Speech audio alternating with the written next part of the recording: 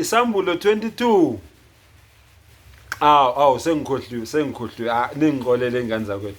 Sanibonani ma-Afrika mahle. Sanibonani izingane zika Noah. Sanibonani izingane zika Adam. Sanibonani banguna bahle. Okashantu nje uthi isandla sidlula ikhanda. Ngiphethe le ndoda le. Isambulo 22 iverse u12. Bheka ngiyeza masinyane nomvuzo wami unami ukumnika yilo nalo njengokomsebenzi wakhe. Yaphinda futhi noJohane encwadini yesambulo.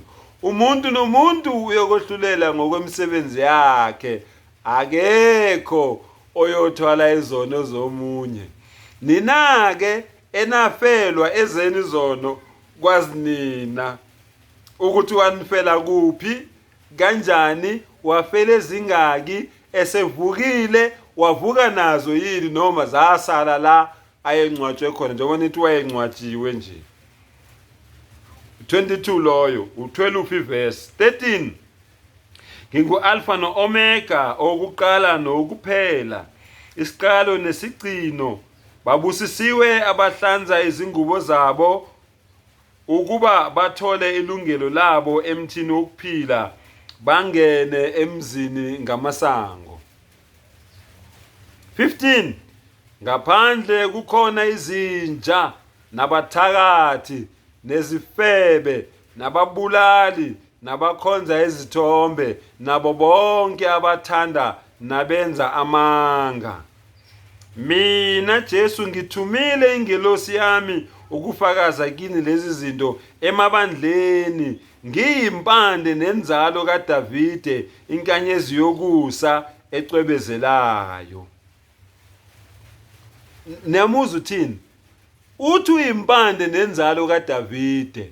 Kusho uYeshua ngomlomo wakhe. Wena ke othi indodana kaNkuluNkulu, othi uyimpande kaNkuluNkulu.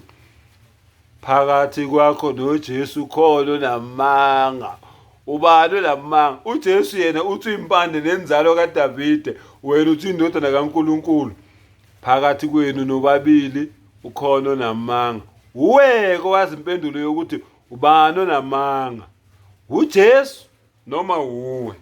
Kodwa mina ngibona ngathi uwe namanga ngoba uthini uJesu? Mina ngiyindlela neqiniso nokuphila. Kusho ukuthi uJesu yini?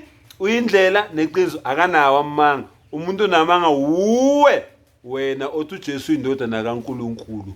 uNkulunkulu akanamntwana, uNkulunkulu akazali, uNkulunkulu akazalwanga endalweni yakhe, ayikho into efana naye. Mawungangikholwa John 1 verse 18, akekho ofana noNkulunkulu. Ilapho nje ingane zakwethu ayijiki. Ngibonga kakhulu, nginithanda ure.